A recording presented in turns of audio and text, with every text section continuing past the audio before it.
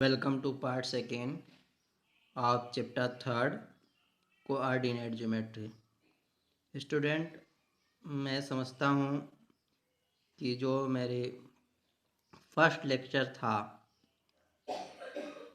इस चैप्टर के लिए, अगर आप ठीक से उस लेक्चर को सुनेंगे तो उतना पे आप इस चैप्टर के सारे एक्सरसाइज आप कर सकते हैं।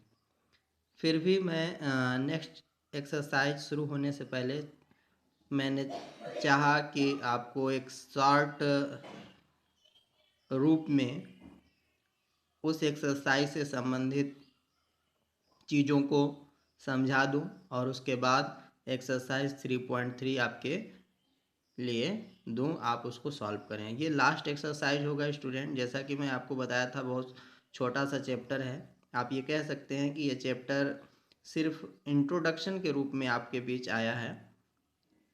ठीक है, क्लास 10th में जब जाएंगे तो इसका थोड़ा एक्सटेंडेड रूप हम लोग देखेंगे। तो स्टूडेंट, आज का जो लेक्चर है वो specially plotting the given coordinate या कोऑर्डिनेट प्लॉटेड हो उसका क्वाड्रेंट्स फाइंड करना होगा कि किस क्वाड्रेंट्स में ये लाई करेगा। ये सब आपको इसमें जानना है और मैं समझता हूँ कि ये बातें आपको मैं बता चुका हूँ। उसके बावजूद भी मैं आज आपको फिर से एक बार मेमोराइज़ करा दे रहा हूँ। जैसे सपोज करिए कि आप लोग सब लोग जानते हैं कि ये कार्टेशियन प्लेन है और जब इसको दो परपेंडिकुलर लाइन इसमें ड्रॉ कर देते हैं तो ये कार्टेशियन प्लेन 4 पार्ट्स में डिवाइड हो जाता है। ठीक है, अगर हम यहाँ से काउंट करें तो इसको हम लोग फर्स्ट बोलते हैं क्वाड्रेंट्स। इसको कौन सा क्वाड्रेंट्स बोलते हैं? सेकंड। और इसको कौन सा बोलते हैं बच्चों? थर्ड। और इसको फोर्थ क्वाड्रेंट्स बोलते हैं। ठीक है, अब बात आती है कि कोई भी नंबर हमारे पास दिया हुआ है। सपोज करिए कि एक कोऑर्डिनेट दिया हुआ हो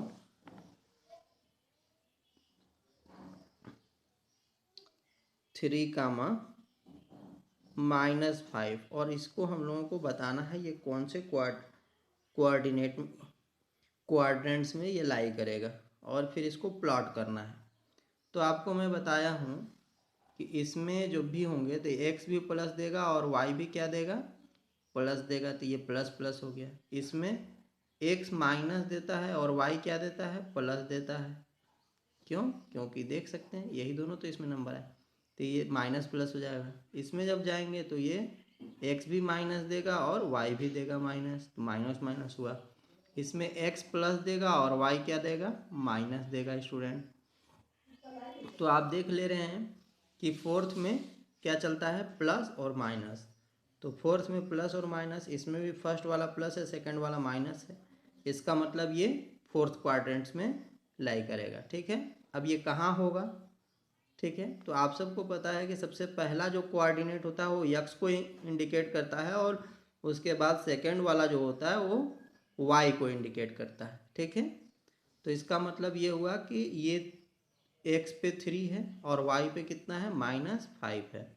कैसे हम पॉइंट को प्लॉट करते हैं? यहाँ से एक परपेंडिकुलर लाइन ड्रॉ करेंगे और यहाँ से भी एक परपेंडिकुलर लाइन ड्रॉ करेंगे। ये दोनों आपस में जहाँ पे बाइसेक्ट करेंगे, इंटरसेक्ट करेंगे, वहीं पे एक पॉइंट लिखा जाएगा और वो 3, -5 होंगे। इस तरह से आप किसी पॉइंट को प्लॉट करेंगे। ठीक है, कोई पॉइंट प्लॉटेड हो, सपोज करो कोई पॉइंट यहाँ पे है और इसका कोऑर्डिनेट हमको बताना है, तो हम क्या करेंगे? इस पॉइंट से परपेंडिकुलर लाइन ऐसे खींचेंगे स्केल रख करके, एक्स एक्सिस पे भी और वाई एक्सिस पे। एक्स एक्सिस और वाई एक्सिस के जिस पॉइंट से ये जा कर के मिलेंगे उसको हम देख लेंगे कि लाइन पे वो कौन सा नंबर शो कर रहा है और उसके बाद इस पॉइंट के वैल्यू लिख दिया जाएगा, कोऑर्डिनेट लिख दिया जाएगा। जैसा हम देख पा रहे हैं कि यहाँ पर -2 से ये टच किया हुआ है, तो ये -2 हो गया एक्स का और वाई का कितना हो जाएगा? 2 हो जाएगा। तो ये -2 का 2 ये पॉइंट हो गया। तो इस तरह से आपका दोनों क्वेश्चन पूछा जा सकता है, कहाँ पे लाई करेगा, इस पॉइंट को प्लॉट किया जाए या प्लॉटेड कोई पॉइंट हो उसको आपको उस कोऑर्डिनेट देख करके बताना है। ठीक है, आप सबको मैं ये भी बता रखा था कि सबसे पहले हम x ही कोऑर्डिनेट में लिखते हैं, इसके बाद y लिखते हैं। x को ऑर्डिनेट बोला जाता है और y को एब्सिसा बोला जाता है। तो ऐसे भी क्वेश्चन पूछा जा सकता है, ठीक है, कि एब्सिसा इसका कितना है और ऑर्डिनेट कितना है। तो ऐसे पूछ दिया जाए कि इसमें ऑर्डिनेट बताया जाए तो 3, एब्सिसा बताया जाए तो -5 हो जाएगा। ठीक है स्टूडेंट, तो मुझे लगता है कि अब आप ये सारे क्वेश्चंस सॉल्व कर पाएंगे जो इससे रिलेटेड होगा। ठीक है, जैसा मैं पहले बता चुका हूँ कि जो आपका नेक्स्ट एक्सरसाइज है सिर्फ उसमें 2 क्वेश्चंस हैं और वो फुली इसी पे बेस्ड है। आपके लिए आज मैं वो एक्सरसाइज अपलोड करूँगा, उसके बाद फिर एक दिन जैसा मैं RS अग्रवाल जब चैप्टर फिनिश होता है तो RS अग्रवाल के कुछ क्वेश्चंस देता हूँ बिना कोई आपको लेक्चर्स समझाए हुए, और आप उसके सवाल को सॉल्व करते हैं। ठीक है, ये एक आपका इवैल्यूएशन हो जाता है कि आप चीज़ों को कितना अच्छे से सीखे हैं। अगर आप RS अग्रवाल सॉल्व कर लेते हैं तो इससे ये होता है कि मतलब आप चैप्टर को ठीक से पढ़ें। ठीक है स्टूडेंट, तो आज मैं आपको एक्सरसाइज 3.3 दूंगा, आप सब लोग उसको सॉल्व करेंगे और अपने जो ग्रुप है क्लास का उसमें आप उसकी सॉल्यूशन को भेजेंगे। ठीक है बच्चों, ओके, थैंक्स।